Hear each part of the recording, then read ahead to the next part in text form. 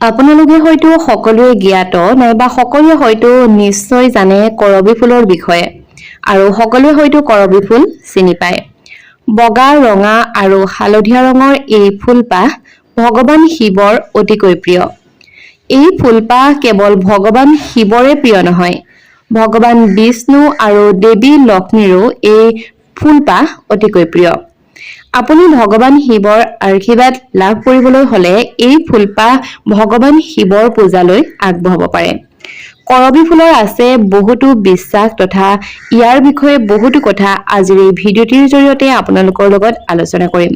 গতিকে আজিৰ এই ভিডিঅ'টো স্কিপ নকৰাকৈ শেষলৈকে চাই থাকিব আৰু আপোনাৰ বন্ধুবৰ্গৰ লগত নিশ্চয়কৈ শ্বেয়াৰ কৰি দিব। নমস্কাৰ, আস্থা ক্ৰিয়েশ্যনৰ নতুন এটা ভিডিঅ'ৰ মাজলৈ আপোনালোক সকলোকে পোনপ্ৰথমে স্বাগতম জনাইছো। আজিৰ এই ভিডিঅ'টিৰ জৰিয়তে কৰবী ফুলৰ বিষয়ে কেইটামান কথা আলোচনা কৰিম। যদিহে এতিয়াও আমাৰ চেনেলটি সাবস্ক্ৰাইব কৰি ৰখা নাই তেনেহলে নিশ্চয়কৈ চেনেলটি সাবস্ক্ৰাইব কৰি কাষত থকা বেল আইকনটো প্ৰেছ কৰি ল'ব। ভগৱান শিৱৰ প্ৰিয় 5টা ফুলৰ ভিতৰত কৰবী ফুল, ধতুৰা ফুল, অক, পাৰিজাত আৰু লাজুকীলতাৰ বিশেষ। এই 5টা ফুলৰ ভিতৰত কৰবী ফুল ভগৱান শিৱৰ অতিকৈ প্ৰিয়। আনহাতে কৰবী ফুলৰ গছত দেৱী লক্ষ্মীয়ে বাস কৰে বুলিও বিশ্বাস কৰে সকলোৱে। আপুনি যদিহে মা লক্ষ্মীক সন্তুষ্ট কৰিবলৈ বিচাৰি আছে তেনেহলে লক্ষ্মী পূজাত বগা কৰবী ফুল আগবঢ়াব পাৰে। ধৰ্মীয় গ্ৰন্থ আৰু বাস্তুশাস্ত্ৰৰ অনুসৰিও কৰবী ফুলৰ গছ মাতৃ লক্ষ্মীৰ বাসস্থান। সেয়েহে এই ফুলজোপা ঘৰতে ৰোপণ কৰাটো অতিকৈ শুভ বুলি গণ্য কৰা হয় আৰু বহুতো লোকে এই ফুলপাহ ঘৰৰ মুখ্য দুৱাৰৰ সন্মুখত ৰোপণ কৰা হয়তো আপোনালোকে দেখিছে। লগতে ঘৰত প্ৰয়োগ কৰিলে এই ফুলপাহ যদি আপোনালোকে ঘৰত ৰোপণ কৰে তেনেহলে সমৃদ্ধি আৰু শান্তি বিৰাজ হৈ থাকে বুলিও বহুলোকে বিশ্বাস কৰে। কৰবী ফুলৰ কেৱল পূজা অৰ্চনাতেই গুৰুত্ব নাই, চিকিৎসা আৰু আয়ুৰ্বেদতো ইয়াৰ কিন্তু গুৰুত্ব অধিক। কৰবী ফুলৰ পাত, কৰবী ফুলৰ ফুল আৰু বাকলি বহু ৰোগৰ চিকিৎসাৰ বাবে ব্যৱহাৰ কৰা হয়। ইয়াক সৰ্বসাধাৰণতে দাঁতৰ বিষ, মূৰৰ বিষ আৰু যিকোনো ঘাঁ সোনকালে ভাল হ'বৰ কাৰণে ব্যৱহাৰ কৰা হয়। সোমবাৰৰ দিনটোত ভগৱান শিৱৰ পূজাত কৰবীৰ ফুল আগবঢ়াব লাগে। তেতিয়া ভগৱান শিৱ অতি সোনকালে সন্তুষ্ট হয় বুলিও লোকবিশ্বাস আছে। কৰবী ফুল সকলো দেৱ-দেৱীৰ অতিকৈ মৰমৰ, কিন্তু শিৱৰ অতি প্ৰিয় হোৱাৰ কাৰণে ইয়াক শাওণ মাহত নাইবা সোমবাৰৰ পূজাত দিব লাগে। কৰবী ফুল 3টা ৰঙৰ থাকে, ৰঙা, হালধীয়া আৰু বগা কৰবী।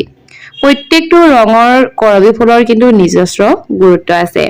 তেনেহলে আজিৰ এই ভিডিঅ'টিৰ জৰিয়তে বলক জানি লওঁ কৰবী ফুলৰ গুৰুত্বনো কি কি, নাইবা আমাৰ চিকিৎসা বিজ্ঞানত কৰবী ফুলৰ গুৰুত্ব কিমান। প্ৰথমতে ক'বলৈ ওলাইছো বগা কৰবী ফুলৰ বিষয়ে। বগা কৰবীৰ আঠা 3 টোপাল আপোনালোকে মালভোগ কলৰ ভিতৰত সুমুৱাই দিনে 2টাকৈ যদিহে 3 দিন খায় তেনেহলে 4 নম্বৰ দিনা ৰৈ 5 নম্বৰ দিনা শেষবাৰৰ বাবে পুনৰ যদিহে খায় তেনেহলে এই দৰৱৰ অন্ত পেলালে কুকুৰে কামোৰাৰ ফলত হোৱা ৰোগ ভাল হয়। ইয়াৰ শিপা খুন্দি তাৰ লেপন কুকুৰে কামোৰা অংশত লগালেও ঘাঁ খুব সোনকালে ভাল হয়।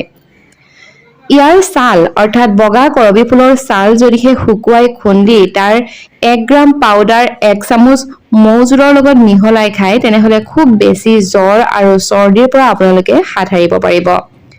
এতিয়া ক'বলৈ ওলাইছো ৰঙা কৰবীৰ বিষয়ে। ৰঙা কৰবীৰ শিপা খুন্দি তাৰ লেপন যদিহে আপোনালোকে মূৰত দিব পাৰে তেনেহলে মূৰৰ বিষ খুব সোনকালে ভাল হয়। কৰবী গছৰ বগা আঠা উলিয়াই কীট-পতংগই কামোৰা যিকোনো অংশত আপোনালোকে লগালেও কামোৰাৰ ফলত হোৱা বিষৰ পৰা হাত সাৰিব পাৰি। ৰঙা কৰবী ফুলৰ বগা আঠা আৰু ইয়াৰ শিপা খুন্দি 4ৰ পৰা 5 দিনৰ বাবে লগালে কুষ্ঠ ৰোগ নিৰাময় হয়। ইয়াৰ পাতৰ পৰা ওলোৱা আঠা হালমইনা হোৱা অংশত যদিহে আপোনালোকে লগায় তেনেহলে একেবাৰে আপোনালোকে হালমইনাৰ পৰাও হাত সাৰিব পাৰিব। কৰবী ফুল এক বিষাক্ত উদ্ভিদ হলেও ইয়াৰ কিন্তু ঔষধি গুণ বহুত আছে, যাৰ ফুল, পাত আৰু বাকলি দাঁতৰ বিষ, মূৰৰ বিষ, ঘাঁ আদি সোনকালে শুকুৱাবলৈ আয়ুৰ্বেদত ব্যৱহাৰ কৰা হয়। কিন্তু ইয়াৰ বিষাক্ততাৰ বাবে গৰু ছাগলীয়ে কিন্তু ইয়াৰ পাত নাইবা গুটি নাখায়।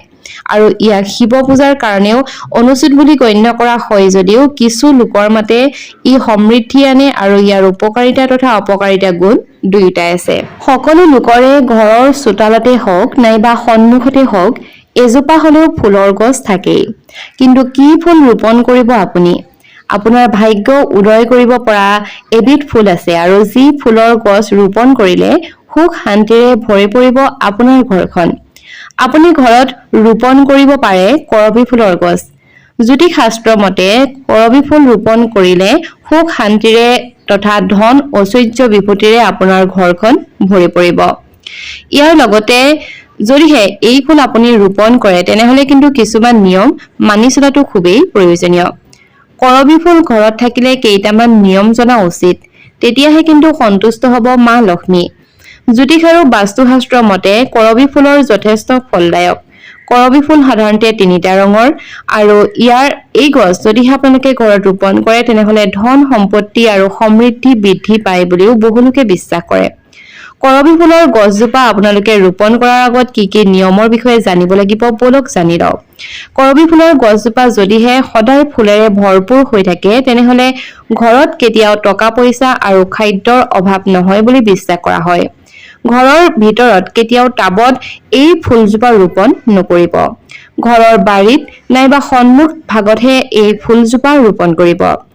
যদিহে আপোনাৰ কোনোবা শত্ৰু থাকে তেনেহলে বৃহস্পতিবাৰে সূৰ্য উদয়ৰ আগতে ৰঙা ৰঙৰ কৰবী ফুলৰ পাহি 7টা টুকুৰা কৰি কৰ্পূৰে জ্বলাই দিব লাগে। তেতিয়া আপোনাৰ শত্ৰু নাশ হয় বুলিও বিশ্বাস কৰা হয়।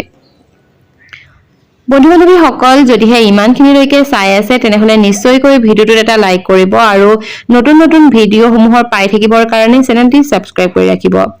যদিহে কোনো ব্যক্তিৰ মংগলৰ দোষ আছে তেনেহলে প্ৰত্যেক দিনে কৰবী ফুলৰ গুৰিত আপোনালোকে পানী ঢালক। এনেকুৱা কৰিলে আপোনাৰ মংগলৰ দোষ নাইকিয়া হৈ যাব। জ্যোতিষত কৰবী ফুল ধন লক্ষ্মীৰ অতিকৈ প্ৰিয় বুলি কোৱা হৈছে। কেৱল এয়াই নহয়, এই ফুলক লক্ষ্মীৰ প্ৰতীক হিচাপেও গণ্য কৰা হয়। কৰবী ফুলৰ ঔষধি গুণ সৰ্বসাধাৰণতে ইয়াৰ শিপা আৰু পাতত আছে, যি অকালতে চুলি পকা সমস্যাত অৰ্থাৎ এই সমস্যাৰ ক্ষেত্ৰত নিৰাময়ত সহায় কৰে। ই পাইলছ, হৃদৰোগ, পেট ফুলা আদিৰ সমস্যাটো আয়ুৰ্বেদত ব্যৱহাৰ কৰা হয়। কিন্তু মনত ৰাখিব যে ই কিন্তু এক বিষাক্ত উদ্ভিদ। ইয়াৰ ব্যৱহাৰ বিশেষজ্ঞৰ পৰামৰ্শ অনুযায়ীহে কৰা উচিত। চুলিৰ সমস্যা অৰ্থাৎ কৰবী ফুলৰ মূলৰ ছাল তিল নাইবা নাৰিকল তেলৰ সৈতে মিহলাই যদিহে আপোনালোকে ব্যৱহাৰ কৰে তেনেহলে অকালতে চুলি পকা নাইবা চুলি সৰা সমস্যা কমে। ইয়াৰ লগতে যদিহে আপোনালোকৰ চৰ্মৰোগ আছে তেনেহলে চৰ্মৰোগৰ ক্ষেত্ৰতো ইয়াৰ ছালৰ অৰ্থাৎ ইয়াত মূলৰ ছাল তেলৰ সৈতে মিহলাই যদিহে গাত লগোৱা হয় তেনেহলে চৰ্মৰোগ ভাল হয়। পাইলছৰ ক্ষেত্ৰতো ঠিক তেনেকৈ আয়ুৰ্বেদত ইয়াক ব্যৱহাৰ কৰা হয় আৰু হৃদৰোগীৰ চিকিৎসাতো কৰবী ফুলৰ ব্যৱহাৰ কৰা হয়। গতিকে এয়াই আছিল কৰবী ফুলৰ বিষয়ে আৰু যদিহে আপোনালোকৰ ঘৰতো কৰবী ফুল ৰুব বিচাৰিছে তেনেহলে নিশ্চিন্ত মনে ৰুব পাৰে। যদিহে ভিডিঅ'টি চাই ভাল পালে তেনেহলে নিশ্চয়কৈ এটা লাইক কৰিব আৰু চেনেলটি ছাবস্ক্ৰাইব কৰি আপোনাৰ বন্ধুবৰ্গৰ লগত আজিৰ এই ভিডিঅ'টো শ্বেয়াৰ কৰি দিব।